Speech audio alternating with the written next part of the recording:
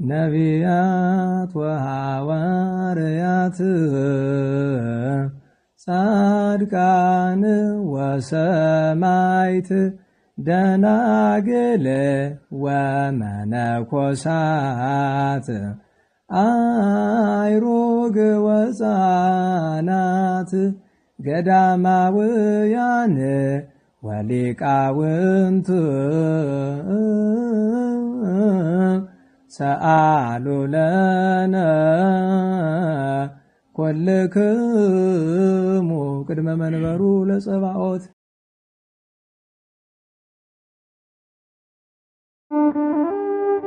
በስመ አብ ወወልድ ወመንፈስ ቅዱስ አሃዱ አምላክ አሜን።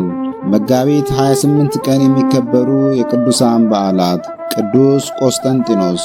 ቅዱስ ቆስጠንጢኖስ ለቤተ ክርስቲያን የፈጸመውን መልካም ተግባር ያህል መስራት የቻለ ንጉሥ በአዲስ ኪዳን የለም።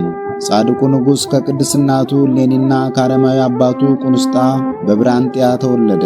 ዘመኑ ዘመነ አጸባ ወይም የመከራ ጊዜ ወይም የሰማዕታት ዘመን በመሆኑ ክርስቲያኖች በግፍ የሚጨፈጨፉበት ወቅት ነበር። ክርስቲያኖችን ከምድረ ገጽ ለማጥፋት በተደረገው የ40 ዓመታት ዘመቻ አብያተ መቅደስና መጻሕፍት ተቃጠሉ። ብዙዎች በየበረሃው ተሰደዱ። ሚሊዮኖች በግፍ አለቁ። የዚህን ዘመን መከራ በውል ያልተረዳ ሰው ቅዱስ ቆስጠንጢኖስን ሊያከብር አይችልም። ምክንያቱም ይህን የመከራ ዘመን በፈቃደ እግዚአብሔር አስቁሞ ቀርና ሃይማኖት የቆመው ብዙ ሥርዓት የተሠራው ቤተ ክርስቲያንም ያበራችው በዚሁ ዘመን ነውና።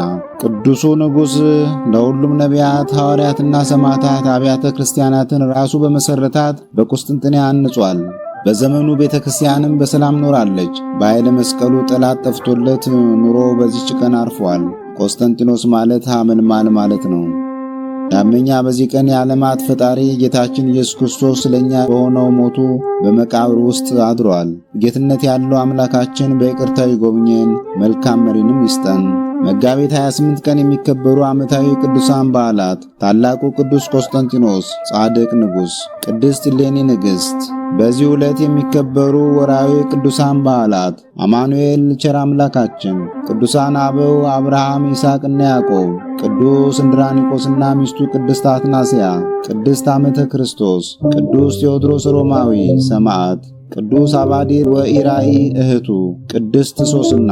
የቅዱሳኑን ሕይወት የሚመለከት ከመጽሐፍ ቅዱስ የተወሰደ ጥቅስ አንደኛ ጢሞቴዎስ ምዕራፍ 2 ከቁጥር 1 እስከ 4። እንግዲህ እግዚአብሔርን በመምሰልና በጭምትነት ሁሉ ጸጥና ዝግ ብለን እንድንኖር ልመናና ጸሎት፣ ምልጃም ምስጋናም ስለ ሰዎች ሁሉ ስለ ነገሥታትና መኳንንትም ሁሉ እንዲደረጉ ከሁሉ በፊት እመክራለሁ። ሰዎች ሁሉ ሊድኑና እውነቱን ወደ ማወቅ ሊደርሱ በሚወድ በእግዚአብሔር በመድኃኒታችን ፊት መልካምና ደስ የሚያሰኝ ይህ ነው።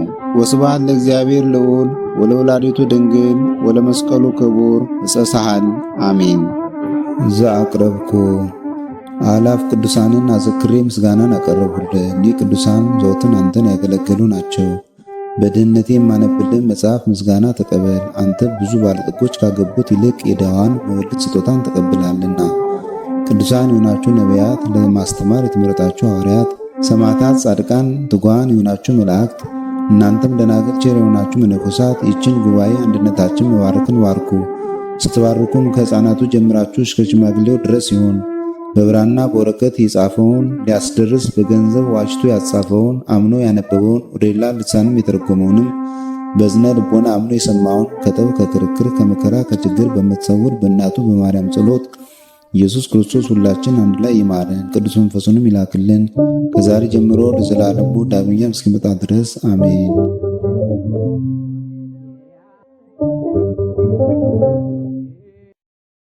ነቢያት ወሐዋርያት ጻድቃን ወሰማዕት ደናግል ወመነኮሳት